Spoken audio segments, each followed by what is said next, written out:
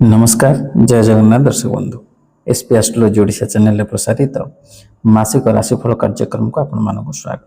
दर्शक बंधु आज आम आलोचना करबा जे मार्च 2026 रे केमिति रहिबो राशि चक्रर तृतीय राशि मिथुन राशि व्यक्ति विशेष मानक पई शुभाशुभ राशिफल विषय विस्तृत भाव आलोचना करबा प्रतिकार सहित किंतु ता पूर्व आपण मानक एक अनुरोध जदि आपण माने हम चैनल को प्रथम थर कर आसी तो वीडियो को लाइक करंतु शेयर करंतु और चैनल को सब्सक्राइब करी पाखे तो बेल आइकन को प्रेस करंतु।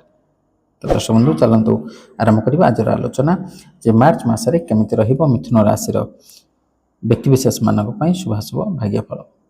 दर्शक बंधु ए मिथुन राशि जार अधिपति ग्रह होचंदी बुध। शुभ बार रविवार बुधवार शुक्रवार घातवार सोमवार। शुभ संख्या 5 6 8 शुभ रंग सबुज रुपेली आकाशी।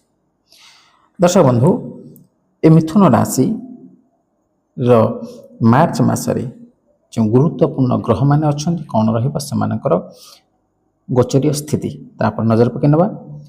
बृहस्पति प्रथम स्थान रे बा जन्म बृहस्पति, शनि दशम स्थान रे, राहु नवम स्थान रे एवं केतु तृतीय स्थान रे अधिष्ठान करुछंती।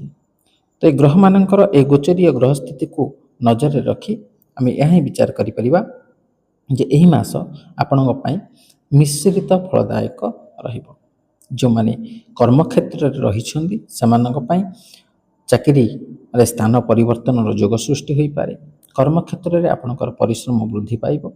व्यवसाय रे आपण सफलता प्राप्त करिवे किंतु सामान्य समस्या मध्य आपण प्राप्त करि पारंती। आपनक व्यवसाय रे वृद्धि मध्य घटी पारे। छात्र छात्री मानक पई ए मासटी भल रहिबो। आपनक भाग्य साथ देबो एवं आपण जेते परिश्रम करिवे तार फल स्वरूप आपण भल परिणाम पाइबे। वैवाहिक संपर्क मध्य ए मासरे अनुकूल रहिबार संभावना अछि। बृहस्पति आशीर्वाद आपणकर संपर्क रे उन्नति हेबो एवं भूल बुझावना दूर हेबो। पारिवारिक जीवन मध्यम रहिबार संभावना अछि। अन्य पक्ष रे स्वास्थ्य मध्य भल रहिबार आशा करा जाउछि। तेबे मासर द्वितीय अर्धरे किछि सतर्कता अवलंबन करिबा आवश्यक। एही मासरे आपण बहुत यात्रा करि पारंती। एही यात्रा गुड़िक दीर्घ दूर यात्रा हेबो। किछि दर्शनीय स्थान देखिबा पाई एवं किछि तीर्थ यात्रा पाई मध्य होई पारे। दर्शक बंधु जो गुरुत्वपूर्ण ग्रह मानक कथा आम आरंभ आलोचना करुथिले से गुरुत्वपूर्ण ग्रह मानकर यदि व्यक्तिगत फल कथा आम आलोचना करिबा तबे प्रथमे होचंती देवगुरु बृहस्पति। बृहस्पति धन धान्यर कारक, विद्या बुद्धिर कारक, जस कीर्तिर कारक, आध्यात्मिकतावादीर कारक, समस्त प्रकार सकारात्मक दिगर कारक। ए बृहस्पति गोचरीय स्थिति अनुसार बा गोचरीय अनुसार द्वितीय पंचम सप्तम नवम एवं एकादश स्थान रे शुभ फल प्रदान करिथांती। आपण राशि पई जन्म बृहस्पति अर्थात वर्तमान गोचरीय स्थिति रे बृहस्पति मिथुन राशि रे आपणक राशि मध्य मिथुन जन्म बृहस्पति। जन्म बृहस्पति आपणक संपूर्ण रूप से शुभ फल प्रदान न कले मध्य संपूर्ण रूप से अशुभ फल मध्य प्रदान करिवे नाही। तेणु ए समय मध्य बृहस्पति आपनको मिश्रित फल प्रदान करिवे। यदि आपण वर्तमान व्यवसाय वाणिज्य क्षेत्र में रहिछंती करूछंती तबे व्यवसाय तो चालू रहिबो किंतु आपण आशानुरूप लाभ प्राप्त करिपारिबे नाही। जदि आपण पार्टनरशिप रे व्यवसाय करूछंती तबे आपनकर पार्टनरकर संपूर्ण सहयोग आपनको मिल न पारे। एवं जदि आपण शेयर मार्केट रे अर्थ विनियोग करूछंती तबे ए समय मध्य आपनको किछिटा समस्यार सम्मुखीन होगा को पड़ी पारे।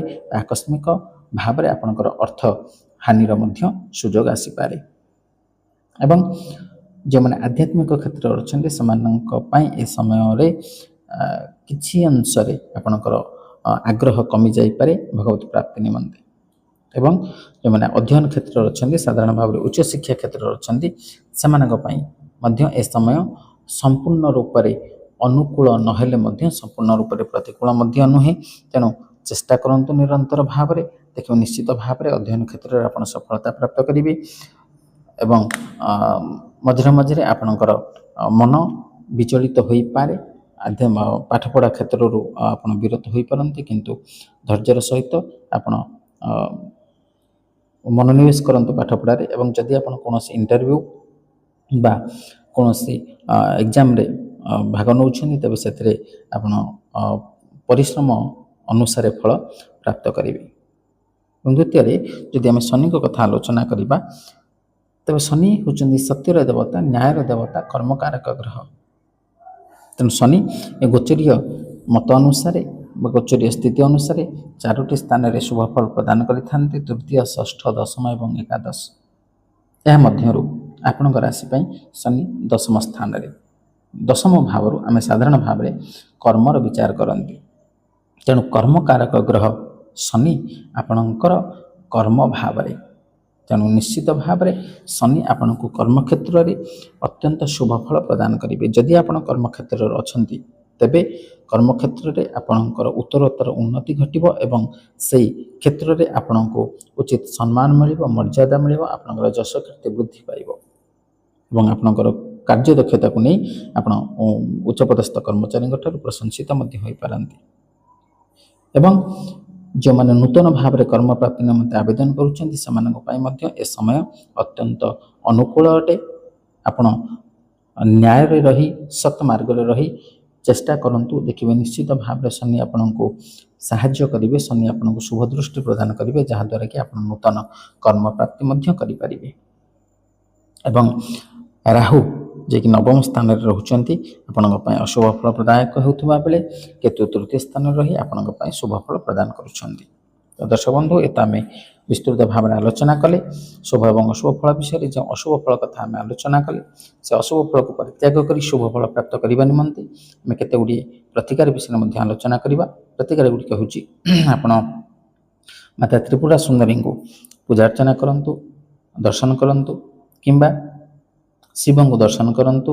ଆପଣଙ୍କର ନାଁ ଏବଂ ଗୋତ୍ର ଅନୁସାରେ ଆପଣ କ୍ଷୀର ବା ଗଙ୍ଗାଜଳ ଲାଗି କରିପାରିବେ, କିମ୍ବା ବୃହସ୍ପତିଙ୍କର ଶୁଭ ଦୃଷ୍ଟି ପ୍ରାପ୍ତ କରିବା ପାଇଁ ଆପଣ ବିଷ୍ଣୁ ସହସ୍ର ନାମ ପାଠ କରନ୍ତୁ ବା ଶ୍ରବଣ କରନ୍ତୁ, କିମ୍ବା ବଳଦେବଙ୍କୁ ଦର୍ଶନ କରନ୍ତୁ, ନାରାୟଣଙ୍କୁ ଦର୍ଶନ କରନ୍ତୁ, କିମ୍ବା ଆପଣ ବୁଧବାର ଦିନ ଖଇରୀ ରଙ୍ଗର ଗାଈକୁ ରୁଟି ଏବଂ ସବୁଜ ପନିପରିବା ଖାଇବାକୁ ଦେବା ଉଚିତ, କିମ୍ବା ଶୁକ୍ରବାର ଦିନ ଛୋଟ କନ୍ୟାମାନଙ୍କୁ କିଛି ଉପହାର ଦେବା ଉଚିତ। ଏହା କଲେ ଆପଣ ନିଶ୍ଚିତ ଭାବରେ ଶୁଭଫଳ ପ୍ରାପ୍ତ କରିବେ।